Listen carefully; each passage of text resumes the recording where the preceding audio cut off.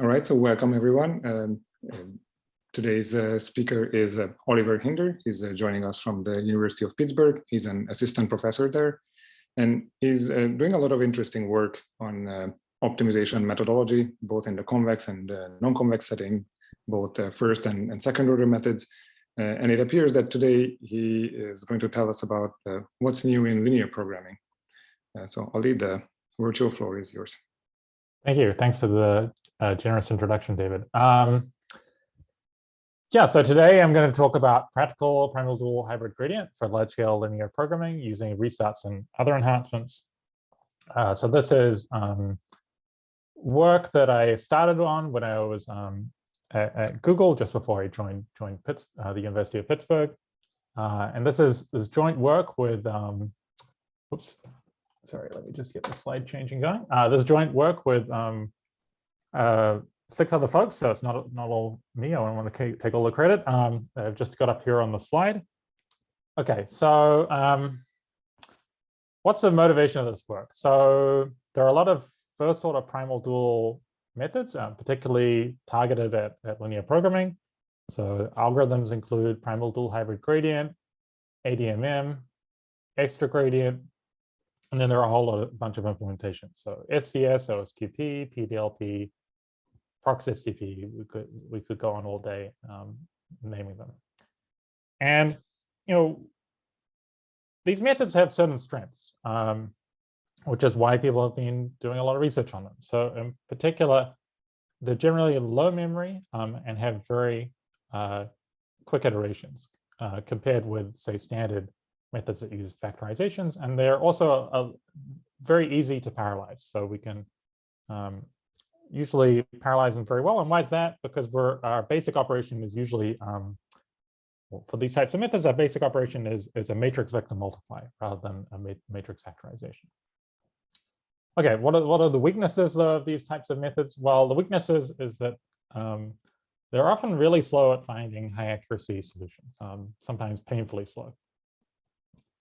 And so high level, what's the goal of this talk today? We're going to try to use restarts and other techniques to address these issues and hopefully kind of make really big progress in terms of addressing this weakness. We maybe won't totally solve it, but hopefully make a ton of progress. Or will make, I think, a ton of progress. Okay, so what's the outline of this talk?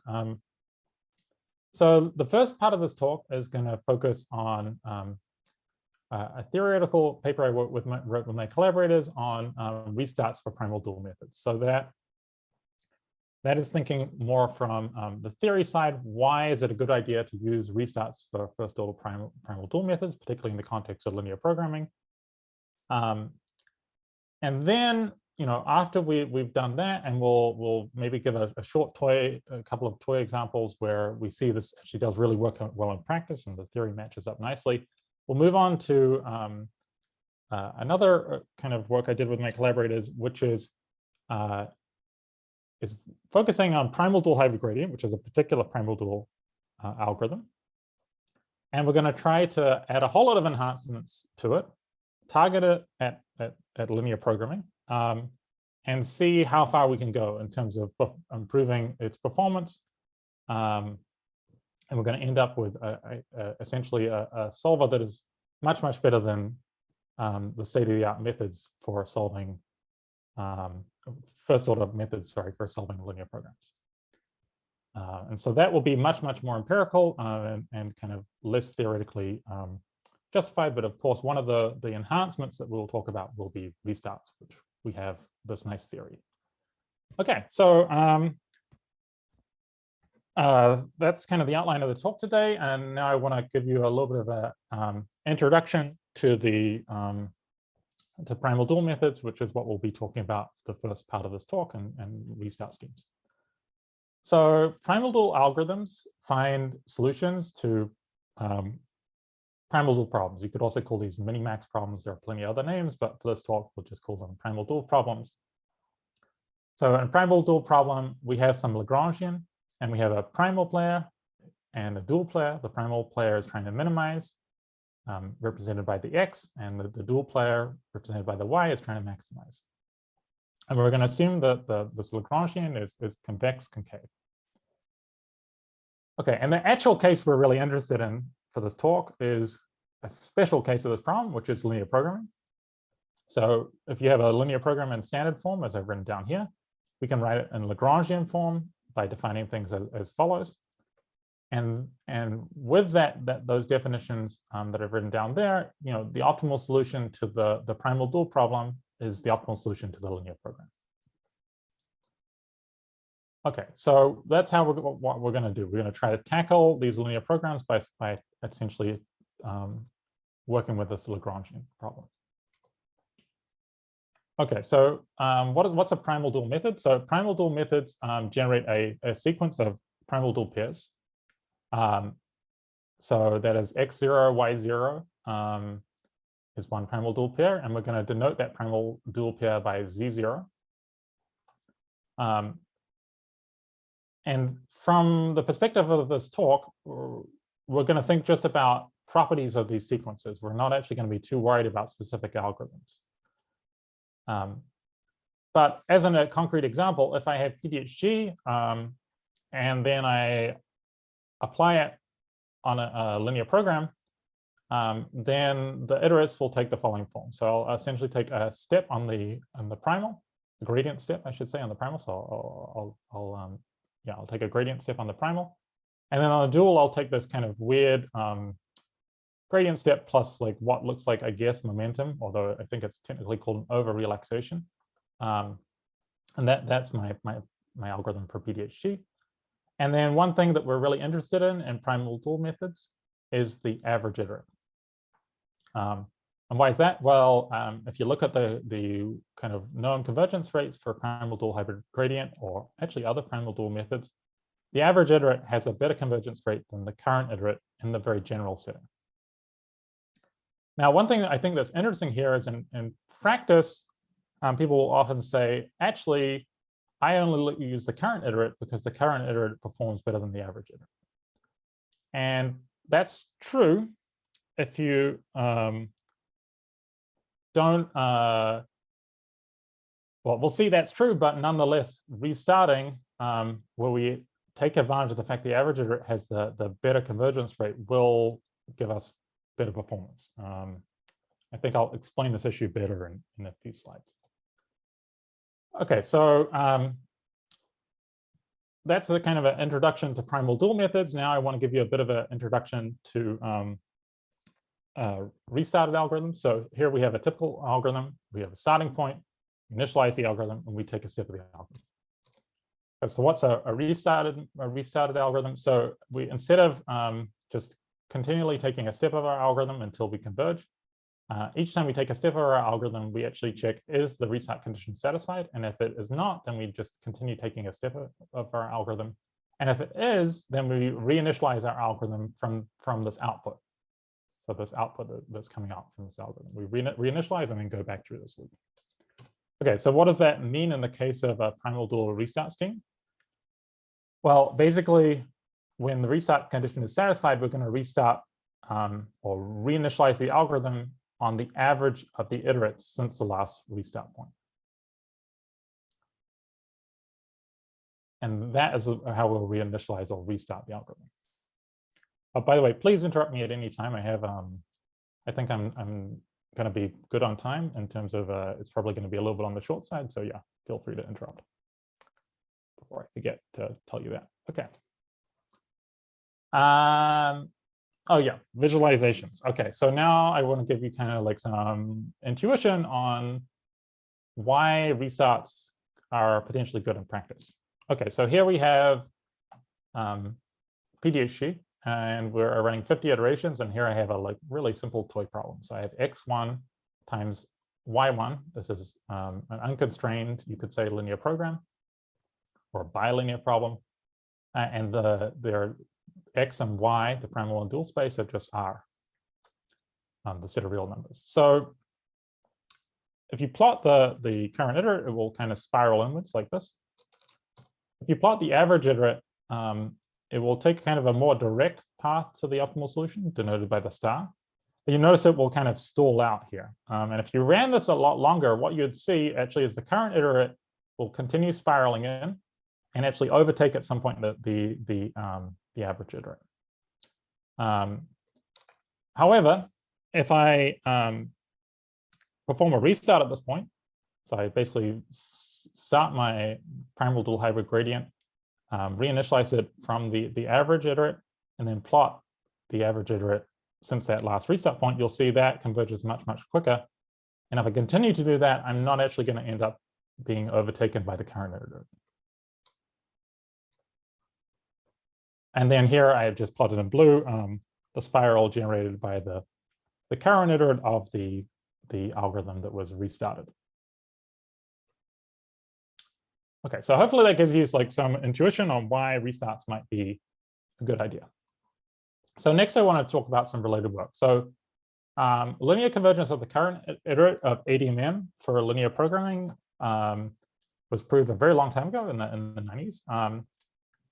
There was some discussion of restarts for PDHG by Chambolle and Pock in 2010. However, it didn't. The results that they proved there didn't apply for linear programming, and the restart schemes they had were fixed frequency restart schemes. Now, if we move outside the world of Primal-Dual methods, there's been work on adaptive restarts. So in particular, adaptive restarts for accelerated gradient descent is a big mature area of research. And then in terms of linear convergence results, linear convergence of the current iterate for PDHG Primal-Dual hybrid gradient for linear programming is known. Okay, so what's our novelty? Well, firstly, we have adaptive restarts. Secondly, we have results about restarts for linear programming, and in particular, we characterize how fast the algorithm does on linear programs. And then really critically, we have a proof that the average and current iterate are actually going to be slower than a restarted algorithm. And what's going on here, essentially, we have two linear convergence rates. We have a linear convergence rate from the current iterate, and then we're going to have a linear convergence rate from our restarts, and that the convergence rate from our restarts is going to be linear as well, but going to have essentially a much better constant. Okay, and so then we also have concurrent work by Olivier Ferroc. So his work, though, is restricted purely to Primal-Dual hybrid gradient. And he also doesn't have any theory for adaptive restarts. So that's kind of the two, I think, key points. And there's, yeah, that's the kind of two key differences with his work. So what I want to do in the next section is introduce critical terminology and notation that we'll need to develop our theory for our restarts and our restart schemes. And in particular, what we'll introduce is a new metric for measuring progress of Primal-Dual methods, which is called the normalized duality gap. And then we'll also introduce a concept of sharpness for linear programs. Okay, so what's the normalized duality gap? Well, first, I think before we want to define the normalized duality gap, we want to look at the ordinary duality gap and understand what's wrong with it. So if you take the standard duality gap, which I've just written up here, so in the standard duality gap, we have, we're at some point in the space, x, y, and then the primal player and the dual player essentially try to pick the best point against the kind of fixed point in the space. Okay, and here we've used Z to just denote the product of the primal and dual spaces. Okay, so what's the issue with the duality gap? Well, the duality gap, it's a nice quantity if Z is a bounded set. But if Z is not a bounded set, then it can be infinite, right? Which is a pain, because even if I'm like really close to the optimal solution, I could evaluate this quantity, and this quantity could give me a value of infinity, which is not very useful. Okay, so what's the normalized duality gap? Well, the normalized duality gap, I'm going to introduce a radius r, and I'm going to evaluate the duality gap, but only on a ball centered around the point I'm trying to do the evaluate the duality gap on. And that ball is going to have a radius r, and then I'm going to normalize the quantity by that radius. Okay, so what are the properties of the normalized duality gap? So it's always greater than or equal to 0. It's never going to be infinite. And like the duality gap, if it's equal to 0, then we've found the optimal solution. And then finally, one really nice property of it is that it's actually computable in linear time for linear programming if the norm that we're working with is the Euclidean norm. Okay, and then the next definition that's going to be useful for us is sharpness. So if we have a function f, and we say it's alpha sharp, if there's a positive constant such that alpha times the distance to optimality is less than or equal to the function value gap. So here we have like a nice plot of a sharp function, and red represents this like lower bound. And we notice kind of, even though the function is flat at the minimizer, it's still sharp. It still obeys this inequality.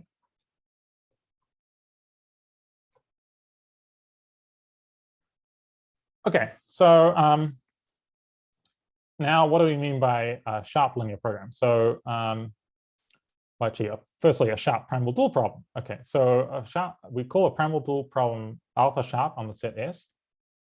If the normalized duality gap is also alpha sharp on the set S, so that is that this inequality is holding, and we want it to hold for all radius values between 0 and the diameter of S, and we also want it to hold for all points Z in the set S. Okay, so why did I introduce this quantity defined only on a certain set S? Well, unfortunately, linear programming is almost, well, I shouldn't say almost. Unfortunately, for linear programming, it's alpha sharp, but only if you give me a bounded set. So if you give me any bounded set, what theorem 3 says below here, if I have a Primal-Dual problem, it was derived from a linear program. So you can kind of take the standard derivations for PDHG or ADMM or extra gradient to allow those methods to tackle a linear program. You write down the Lagrangian, and then you write down the normalized duality gap, corresponding normalized duality gap. And then you give me any bounded set S, then I can give you some alpha, such the Primal-Dual problem is alpha sharp. And there's actually a formula that you can write down for alpha in terms of the Hoffman constant, if you're familiar with that, which relates to kind of the conditioning of linear programs. I haven't written down that formula because it actually varies depending on the particular Lagrangian that you write down. But if you look at the paper, then you can see the actual formula for alpha. Okay. Now I said that you don't really, for this talk, need to know what Primal-Dual hypergradient, extra gradient, or ADMM actually look like. Like, what are the algorithms when I write them down? What do they do? And the reason is because, I mean, it's not a bad thing to know, but we're able to prove that they satisfy certain properties, and those properties are listed here in the slide. And these properties are going to be essentially all we need to get restarts to work.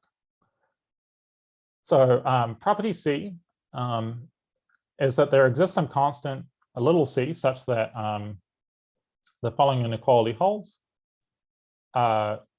where the radius is equal to the distance between the average iterate and the starting point. And so you notice this is like a 1/t decay. And that 1/t decay is very strongly related. It's not the same, but it's very strongly related to the standard sublinear convergence bound that you see for PDHG for the average iterate, which I mentioned I guess, a little bit earlier in the talk. And the constant C, I guess you might wonder, what is that? Well, for PDHG, if we're applying it to a linear program, then C is just equal to the maximum singular value of A. And the second property that we can show for these Primal-Dual methods is that the distance traveled, so in terms of the average iterate minus the starting point, is bounded by 5 times the distance to optimality from the starting point. Okay, so these are the nice properties that we need from our algorithms in order to kind of restart them. So let's now have a look at some of the restart schemes that we can apply to these sharp Primal-Dual problems. Okay, so before I introduce the kind of restart schemes and their corresponding theorems, I want to just define a little bit more notation. So we had that like diagram a few slides ago. We're just going to add some notation onto it, which will be useful. So first, we're going to let n equal the number of restarts and t equal the number of iterations. And then zn of 0 will be the reinitialization point following the nth restart. Then zn of t is going to be the iterate t iterations after the nth restart. And finally, bar zn of t is going to be equal to the average iterate over the t iterations since the nth restart. So if we look at our algorithm, I take a step of the algorithm. If the restart condition is not satisfied, then I'm incrementing this number of iterations by 1. If it is satisfied, then I increment the number of restarts. I reset the number of iterations to 0, and I reinitialize the algorithm from the kind of average iterate since the last restart point, which is this z bar of nt. Okay. So the first restart scheme we're going to talk about, really, we're just filling in this box here, right? What is the restart condition? So it's just a fixed frequency restart scheme. So that's pretty simple. Essentially, what does that mean?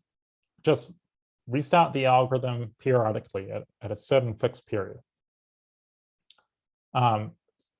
So the theorem in particular states, assume the Primal-Dual algorithm satisfies property C and property Q. And then also assume the Primal-Dual problem is alpha sharp on S. And then also each of the restart points remain in the set S. We'll deal with this assumption later. We haven't actually really discussed this assumption, but this is actually important and we need to discuss it. And we're going to define T star, which is going to be our restart period length, to be 20 times C times alpha to the -1. So you can view C times alpha to the -1 as like a condition number of the problem. And then if we restart the algorithm every T star iterations, then we'll actually get a reduction in the distance to optimality by a factor of 2 each iteration.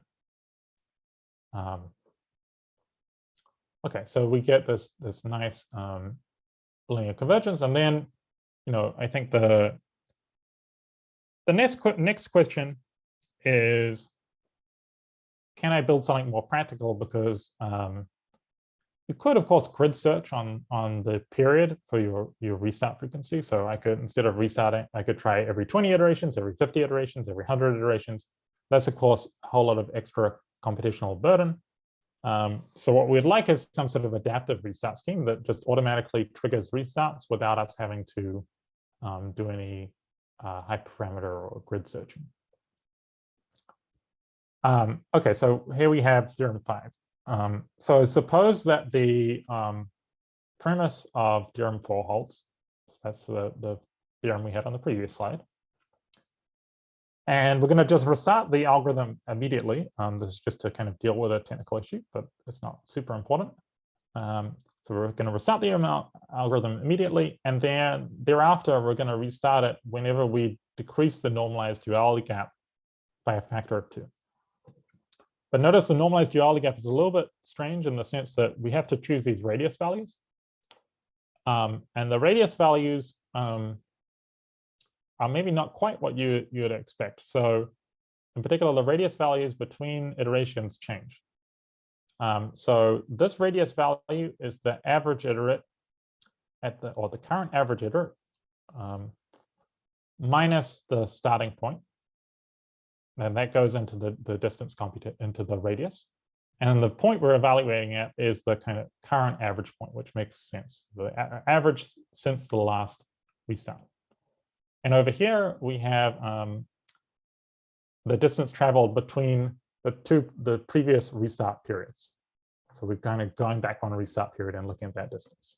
And here we have just the kind of starting point for the previous starting point. Or sorry, the current restart starting point.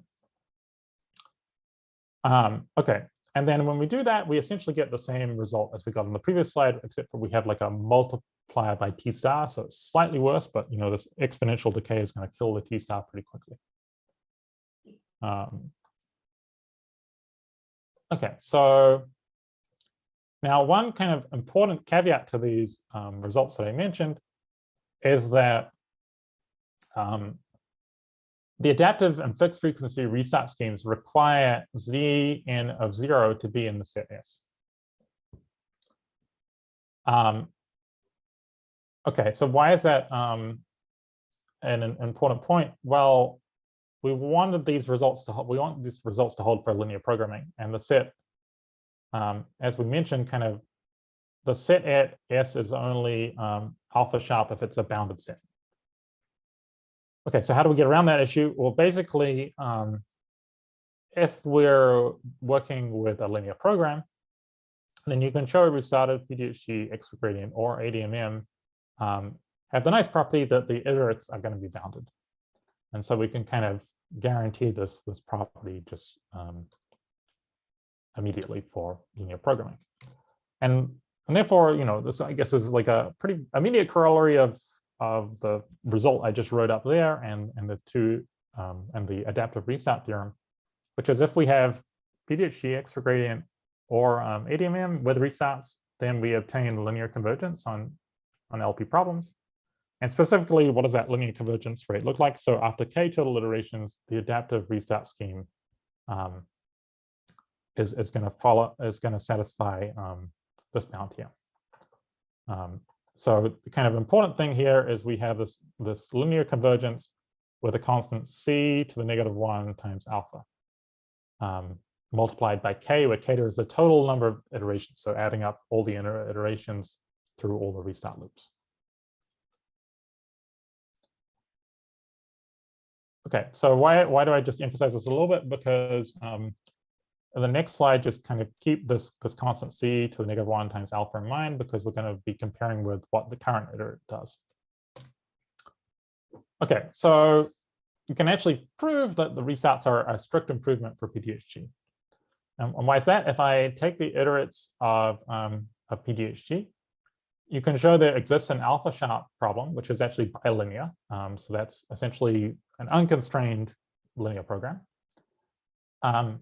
Or unconstrained, that's the wrong phrasing. A linear program, but with no non-negativity constraints and no inequality constraints is essentially what a bilinear problem is. So there's a bilinear Primal-Dual problem such that the current iterate of CT of PDHG satisfies the following lower bound. And you'll see the coefficient inside this exponential here is the square of the previous coefficient. So that means it's essentially a square factor worse. In other words, if you look at, like, if you're thinking about what linear convergence is, it's like a line right on my graph. I guess I should do it this way. Yeah, a line on my graph. And the slope of that line is much worse if we don't have restarts. And we'll actually see that in a couple of slides. Okay, and then the average iterate doesn't even have linear convergence. It's just 1 over t as the rate. So that's just very clearly worse than restarts. Although I will notice that this bound, if we only run a small number of iterations, as I mentioned in our toy example, this bound is actually better than this bound. So, Okay, and then you can also show that restarts obtain the optimal convergence rate. So in particular, if you restrict yourself a little bit in terms of the algorithms, so we're going to restrict ourselves to algorithms that are span respecting. And so if you're familiar with lower bounds, this is a fairly common way to form lower bounds easily. So in particular, it's span respecting for a unconstrained primal-dual problem if we take the gradient of the Lagrangian with respect to the primal and the gradient of the Lagrangian with respect to the dual, and we look at the span of the iterates in both those areas. In both those for both those variables, then kind of our iterates are always sitting in those spans.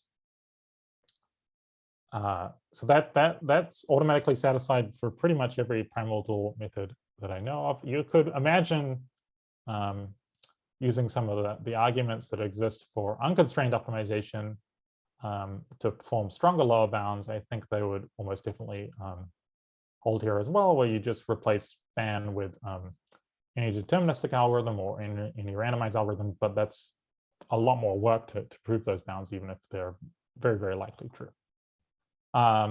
Okay, so anyway, let's just assume we have iterates of a span respecting algorithm. Then you can show that essentially the following lower bound holds, and that lower bound matches the upper bound that we got from restarted Primal-Dual algorithms. So we can't expect anything better for solving a alpha sharp Primal-Dual problem. Okay, so is there any questions actually before I just flick to one quick experiment slide? Because we've gone through a lot of theory on restarts. Has anyone got a question about that? The restart theory?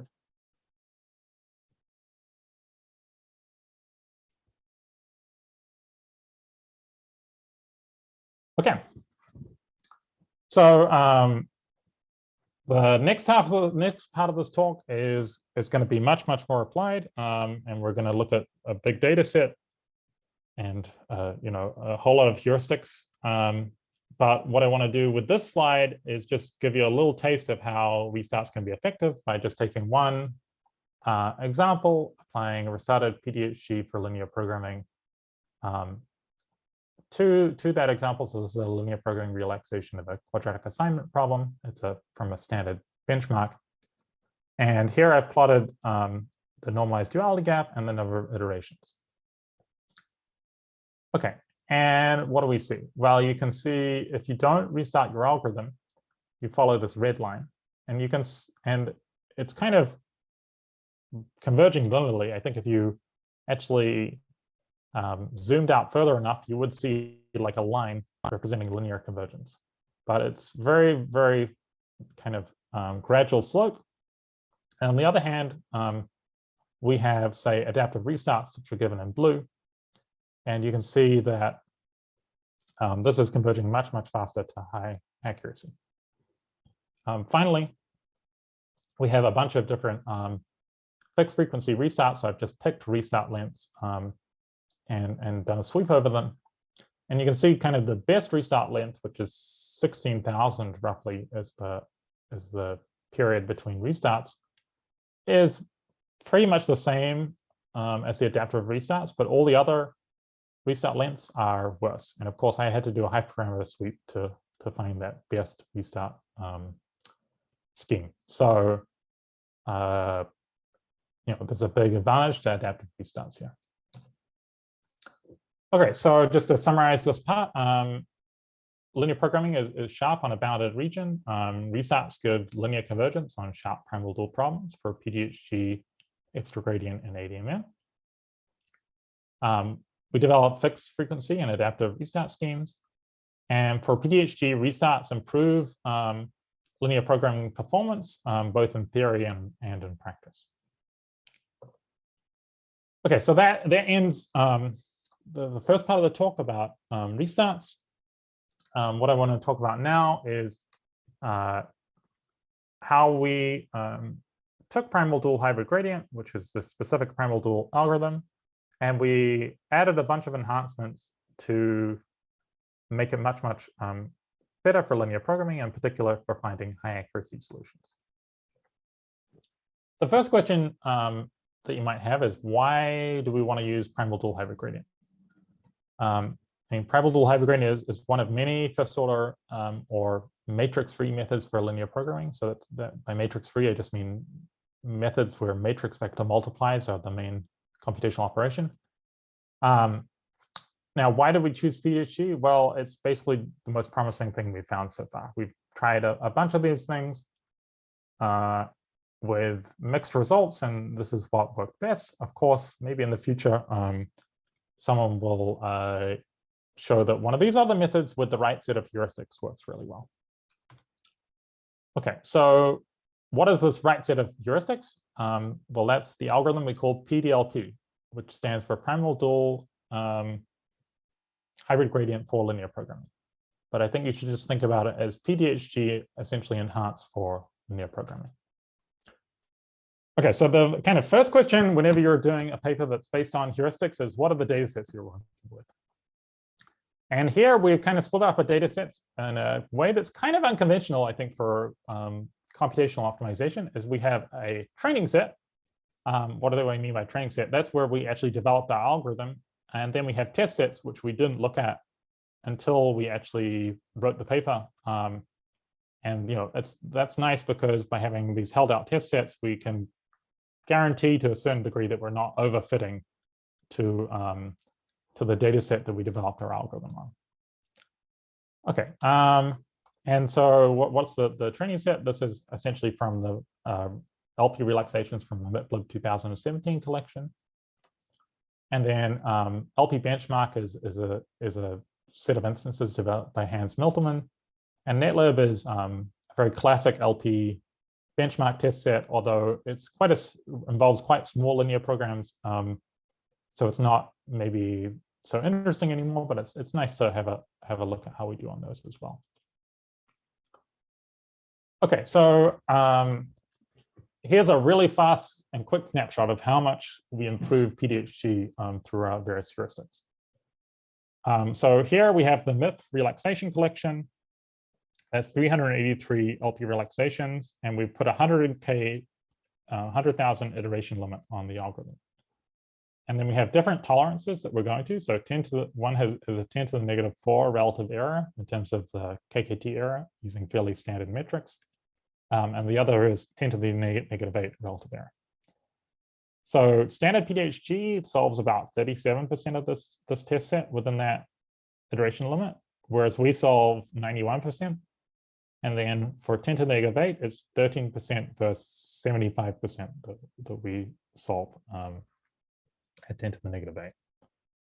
So that's a very quick snapshot on how much of an improvement you can make through a whole lot of heuristics.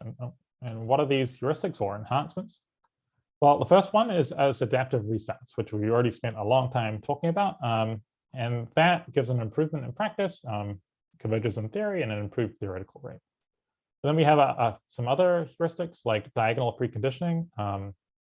We kind of developed our own diagonal preconditioning for this. And it gives an improvement in practice. And also, not surprisingly, you still maintain convergence in theory. And then we have an important heuristic for what we call primal weight updates, which is really just controlling the relative step size of the primal and the dual. That gives a nice improvement in practice, although we have no theory for it. So that's purely a heuristic. Then we have an adaptive step size rule, which kind of chooses how big both the primal and dual step size are simultaneously. That also gives a nice improvement in practice, although we don't really have any theory for that. And then, of course, pre-solve. I mean, that's, I guess, fairly standard. We just took a fairly standard LP pre-solve, but that also gives that improvement in practice. And it's fairly obvious that that also preserves convergence. Okay, so what I want to do in the next couple of slides is just give you a little bit of a look on how much these enhancements helped in terms of solving problems and reducing the number of iterations. So once again, we have our 100K iteration limit, and then I have the 3 benchmarks, one benchmark for each figure. And you've seen the same sort of results across most of the benchmarks. I mean, there is a little bit of caveats maybe to that, but restarts, you can see straight off the bat, more than double the number of problems solved at 10 to the negative 8 tolerance. And similarly for LP benchmark and for MIPLIB, it's also basically a doubling straight off the bat.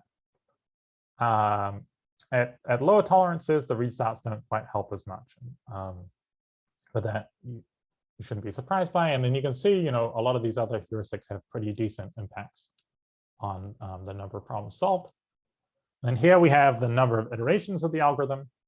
And you can see there's roughly a factor of 10 reduction in the number of iterations required for the MIP relaxations test set. For LP benchmark, we don't get quite as big a reduction, but for MIPLIB, it's also kind of about a factor of 10. And this axis is essentially the number of iterations, you can just think of it, or KKT pass as we call it. Okay. And so one other property I just want to briefly mention before we get out of the enhancement section of this talk is the scale invariance of PDLP. So PDHG is invariant to scaling in the primal and dual simultaneously. So if you take the right-hand side and you multiply it through by a scalar, and you take the objective and multiply it through by the same scalar, then your algorithm will essentially be the same, other than the iterates will be scaled. PDLP is actually invariant to scaling in either the primal or the dual. So this is a pretty nice property. And this is just purely through careful design of our enhancements. Okay, so that was a lot of discussion on our enhancements and just checking that we were actually making an improvement to PDHG. The next question is, how do we compare with other solvers?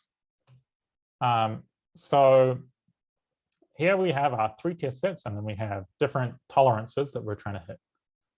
So the top row is low tolerance, so that's 10 to the negative 4 relative tolerance.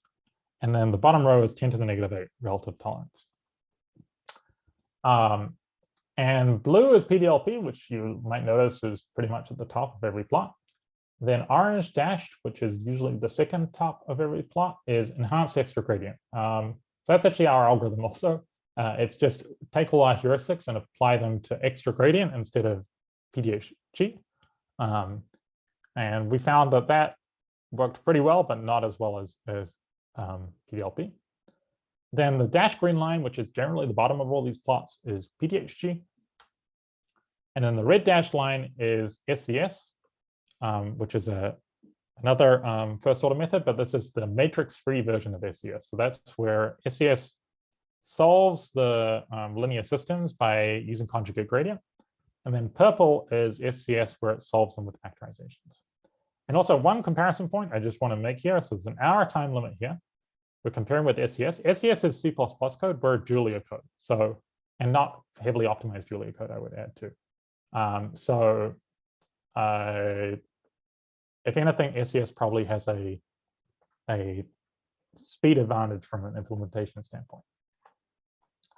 Okay, and that being said, you can see that, like I say, if I look at 10 to the negative 4 MIPLIB, then we're well above SCS in terms of number of problems solved. And there's about a factor, I think, of 5 or 6 difference in terms of the wall clock time when you look across this graph. And then when you go to high tolerance, the gap is just like, is huge. So here we're solving over 80% of the problems, and SCS is below 40%. LP benchmark, we are struggling to solve a lot of the instances. This is a hard test set, but we're still more than double SCS. We're doing much better than the other solvers. And then MIPLIB, you can see also a huge gap at 10 to the negative 8 tolerance.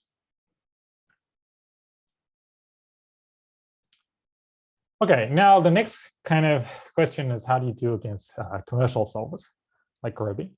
Unfortunately, Gurobi does outperform PDLP overall. That's maybe not surprising given the amount of work and effort that has gone into Gurobi. Although maybe a little bit surprisingly, there are actually test problems where PDLP outperforms Gurobi. So I just took the ones from MIPLIB. There are ones from the other test sets as well. But here we're competing actually against 3 different solvers. So we're not just competing against one. We're competing against Gurobi barrier, Gurobi primal simplex, and Gurobi dual simplex. And we need to at least get within a factor of 2 of all 3 of them to be recorded in this table. So you can see here, for example, this instance, we're almost a factor of 50 faster than all of these methods. And then here it's, yeah, maybe a factor of like 3 or something. Here, I guess maybe another factor of 3. Here we're a little bit slower, I guess. Yeah, factor of 2 slower. And here, we solve the problem, and none of these methods do.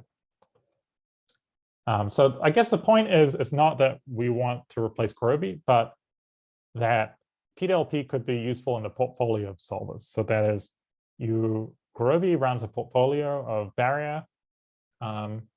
It's barrier method, it's primal simplex method, and it's dual simplex method. And you could add a first order method to that that portfolio and get an overall improvement in your solver. Okay, and now we have a large scale instance just to make a comparison point with, and just make, I guess, the obvious point that we have better scalability, at least once you run out of memory. So we have here PageRank. We've taken an LP formulation of PageRank. This is not the best way to do PageRank, but it's kind of just for the sake of example. We generated some random graphs, and then we asked PDLP and SCS to solve it to 10 to the negative 8 tolerance. So you can see basically that SCS and PDLP are doing both doing very well as you scale a number of nodes, and not surprisingly, all the Gurobi methods run out of memory or run out of time for that matter. Okay, so that is almost the conclusion of this talk. I just have one slide left where I want to talk about what are the next steps for this project. So the next steps, well, we'd like to improve the code. So all the results of this paper are single-threaded Julia code. And we think we can just, we're currently working on this, and we're very confident we are, I should say, not confident, we are getting speed ups basically by moving the code to Z++ and adding multi-threading. And well, actually, we haven't done the distributed side yet, but adding multi-threading gives a pretty nice speed up. And I'll certainly let people know when we have those results ready for the community to have a look at. And then we're also interested in maybe looking at if you can do crossover with PDLP, because it's a little bit easier than, say, an interior point method in principle to do crossover. And we're also kind of interested in developing a little bit more theory for the restarts, particularly in the quadratic programming setting. Yeah, so that's the end of the talk. Thanks for listening. I'd love to take any questions. Yeah, thank you very much for the talk. Let me stop the recording.